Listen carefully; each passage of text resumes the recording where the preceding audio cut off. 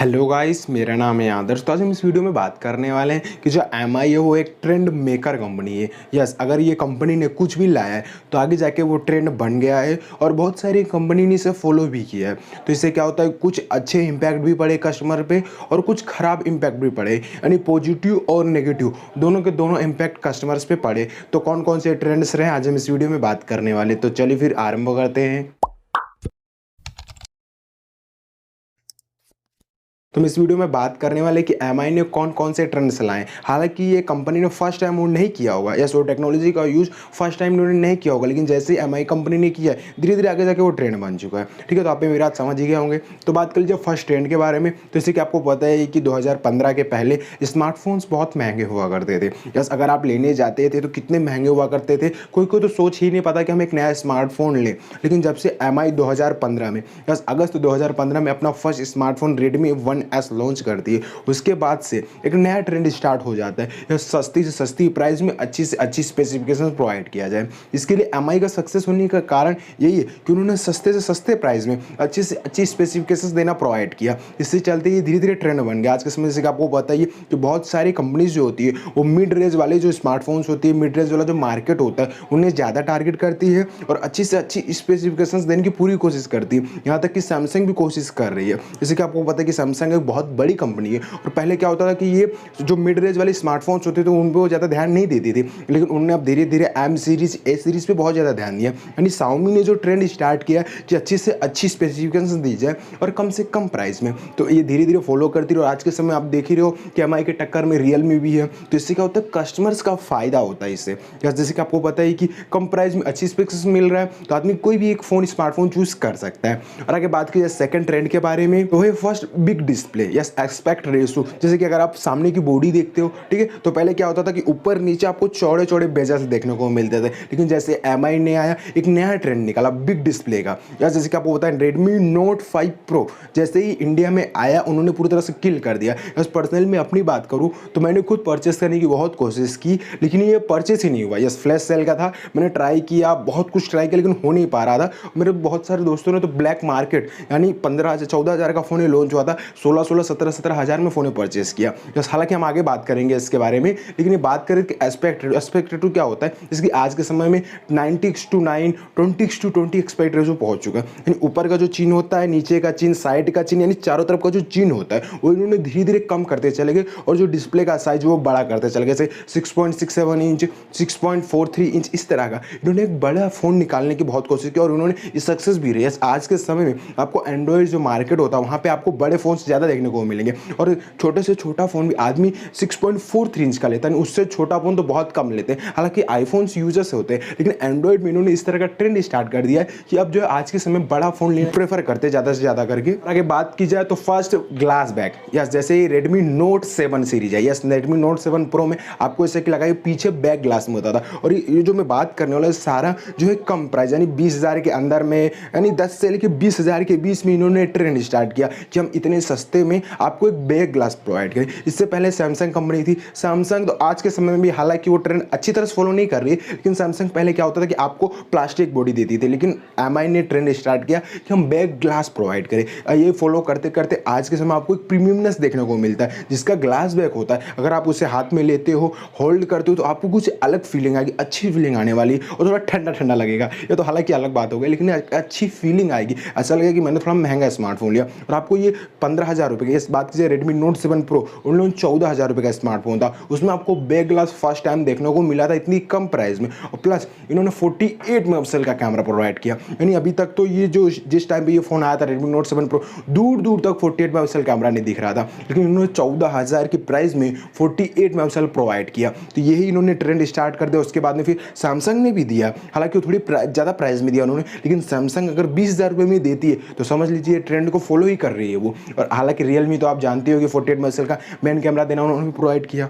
और अगर बात की जाए तो उन्होंने ही 64 मेगापिक्सल का कैमरा प्रोवाइड किया। एमआई ने ही रेडमी नोट 8 प्रो, यस उसमें एमआई ने 64 मेगापिक्सल का मेन कैमरा देना प्रोवाइड किया। और हालांकि इसकी प्राइस कितनी थी, 16,000 17,000 रुपये। 16 से 17,000 के बीच में 64 मेगापिक्सल का कैमरा देना भी एक बहुत बड़ी बात है, क्योंकि पहले कंपनी 12 मेगापिक्सल, 15 मेगापिक्सल, 13 मेगापिक्सल में पटा देती थी काम, लेकिन इन्होंने 64 मेगापिक्सल का जो कैमरे का ट्रेंड है स्टार्ट किया। और प्लस इन्होंने quad camera setup, yes Redmi note 8 में ही इन्होंने first time quad camera setup provide किया था। वो भी जो रेडमी नोट 8 था 19,000 की प्राइस में ही आपको क्वाड कैमरा देखने को मिल जा रहा था। मैंने आपको पहले ही बताया था कि मैं ट्रेंड के बारे में बात करने वाला कि जो कंपनी है ये कम प्राइस में नए नए ट्रेंड लाती रहती है। यानी अभी तक आपको क्वाड कैमरा सेटअप कहाँ देखने को मिलता था, दो कैमरा ज़्यादा तो देखने को नहीं मिलता था। उसके बाद डायरेक्ट उन्होंने क्वाड कैमरा का सेटअप ला दिया और क्वाड कैमरा ही ट्रेंड में आ गया। आज के समय में भी अगर आप ऑफलाइन जाते हो, ठीक है, अगर कोई भी बंदा ऑफलाइन फोन परचेस करने जाता है तो फर्स्ट टाइम वो 4 कैमरा देखता है। हालांकि 2 कैमरे का कोई काम नहीं है,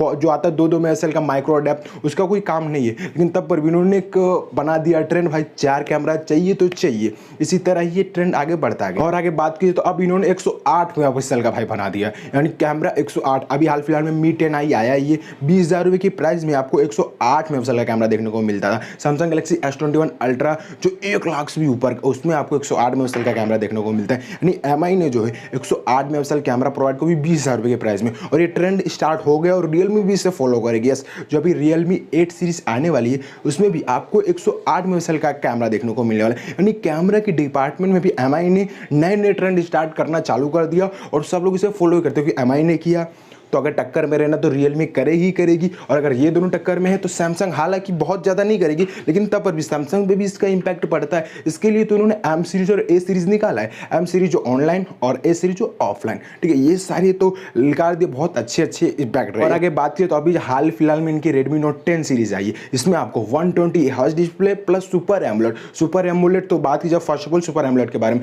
तो इन्होंने 12,000 की प्राइस में ही सुपर एमोलेड डिस्प्ले प्रोवाइड कर दिया। और अगर इन्होंने लाया है तो रियलमी भी लाई है। अगर एमआई ने जो काम किया है वो रियलमी 100% करेगी। मी का नोट 10 आपको 12,000 की प्राइस में देखने को मिलता है, उसमें आपको सुपर एमोलेड डिस्प्ले देखने को मिल रहा है, ठीक है। तो अब रियलमी भी इसे फॉलो कर लेगी, यानी आपको अब कम से कम प्राइस में सुपर एमोलेड डिस्प्ले देखने को मिलेगा। और आगे बात की तो उन्होंने 16,000 में रेडमी नोट 10 प्रो सीरीज में, ठीक है, उन्होंने 16,000 120 हर्ट्ज प्लस सुपर एमोलेड दिया। यानी आप सोच सकते हो ऐसा कॉम्बिनेशन तो भाई S21 अल्ट्रा मैंने आपको बताया 1 लाख के ऊपर वाले फोन में देखने को मिल जाता, लेकिन अब जो है आपको सस्ते में ही देखने को मिल जाएगा। अब भाई वही वापस बात करेंगे, अगर एमआई ने किया तो रियलमी करेगी तो सैमसंग करेगा, तो बस भाई ट्रेंड स्टार्ट होगा, क्योंकि यही 3 कंपनी तो मेन है जो इंडियन मार्केट में लीड कर रही है, और बाकी भी कंपनी है, लेकिन ये 3 कंपनी ज़्यादा मायने रखती है। क्योंकि आज के समय अगर आप ये वीडियो देख रहे हो तो आपके पास में ये तीनों कंपनी का एक स्मार्टफोन होगा ही होगा, या फिर क्या पता आप सैमसंग, एमआई या रियलमी तीनों में से कोई एक ब्रांड के फोन से आप ये वीडियो वॉच कर रहे हो, तो इससे आप पता लगा सकते हो कि अगर ये तीनों कंपनी कुछ कर रही है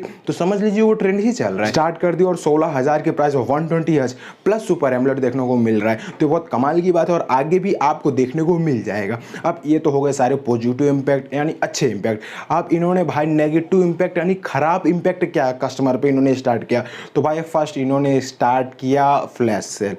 भाई फ्लैश सेल का झंझट पूरा दिमाग खराब हो जाता है। मैंने आपको बताया अभी कि रेडमी नोट 5 प्रो मैंने परचेस करने की पूरी कोशिश किया, पूरी मतलब जी इतना तो मैंने कभी कोशिश ही नहीं कि भाई पैसे भी हमने मेहनत भी हम ही करें और आखिर में जाके मिले भी ना, यानी इन्होंने मार धाड़ स्टार्ट कर दिया है फ्लैश सेल देके। भाई 1 मिनट में हमने 1 मिलियन फ़ोन सेल कर दिए। भाई तो लिया कौन, मैंने तो खुद कितनी बार ट्राई किया, मैंने रेडमी नोट 5 प्रो परचेस कर, मैंने 3-4 फ्लैश सेल में मैंने ट्राई किया, मेरा हुआ ही नहीं। बल्कि इसके लिए क्या होता है, ब्लैक मार्केटिंग स्टार्ट हो गई। यस, ब्लैक मार्केटिंग स्टार्ट इन्हीं की वजह से हुआ। इन्होंने अगर फ्लैश सेल का ट्रेंड नहीं लाते तो ये खराब नहीं होता, ब्लैक मार्केटिंग स्टार्ट ही नहीं होती। आज के समय 14,000 का फोन 16,000 17,000 में आदमी परचेस कर रहा है, क्यों? क्योंकि आदमी के पास कोई चारा नहीं है, ठीक है। तो उन्होंने ये भी ट्रेंड स्टार्ट किया, फ्लैश सेल का ट्रेंड स्टार्ट किया, ब्लैक मार्केटिंग का सेल स्टार्ट किया, क्योंकि आज के समय फोन की ब्लैक मार्केटिंग नहीं होती थी सैमसंग जब था, क्योंकि महंगा देखने को मिलता था और आराम से आप फोन में जाओ ऑफलाइन मार्केट में आपको देखने को मिल जाता था। लेकिन एमआई की वजह से ब्लैक मार्केटिंग भी स्टार्ट हुई। और आगे बात किया तो इन्होंने एड स्टार्ट किया। यस, अपने जो यूजर इंटरफेस होता है, यूआई होता है, उसमें इन्होंने एड देना स्टार्ट किया। यस, एमआई ने ही एमआई यूआई को है सब एड यूआई कहना स्टार्ट कर दिया, और ट्रेंड इन्होंने स्टार्ट किया। और जब सब मनु कुमार जैन से पूछते कि भाई आपने ऐसा क्यों किया, तो उन्होंने कहा कि एक बिजनेस की स्ट्रेटेजी है और इसे ही अर्न करते, क्योंकि हम इतने कम प्राइस में अफोर्डेबल करा पाते हैं स्मार्टफोन्स को, इसके लिए हम जो है इसमें ऐड देते हैं। अब भाई एमआई ने किया तो रियलमी ने भी किया। हालांकि अब धीरे धीरे उनका रियलमी यूआई अच्छा बनता जा रहा है, क्योंकि जो कस्टमर का इस पर इंपैक्ट बहुत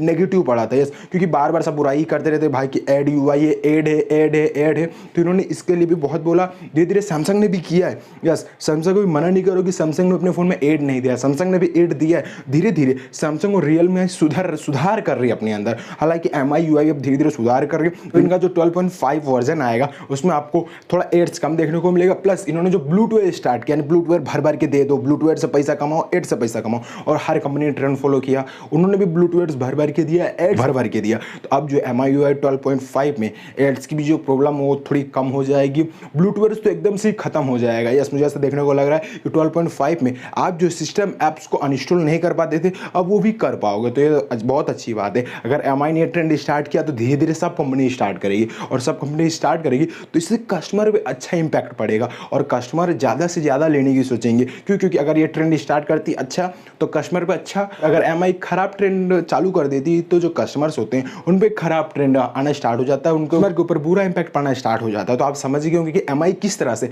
ट्रेंड मेकर कंपनी है। बस MI ने जो किया है वो धीरे धीरे ट्रेंड बन जाता है, और आपने अभी तक देख ही लिया। तो चलिएगा, अगर आपको वीडियो पसंद आए तो हमारे चैनल को सब्सक्राइब करें, और इसको जो बेल आइकन है उसे भी दबाएं और एक्साइटिंग वीडियो सबसे पहले देखने के लिए।